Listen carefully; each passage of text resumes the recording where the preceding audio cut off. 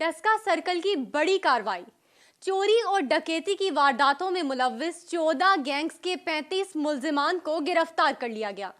मुल्जिमान से लाखों रुपए मालियत का माल मसरूका बरामद कर लिया गया।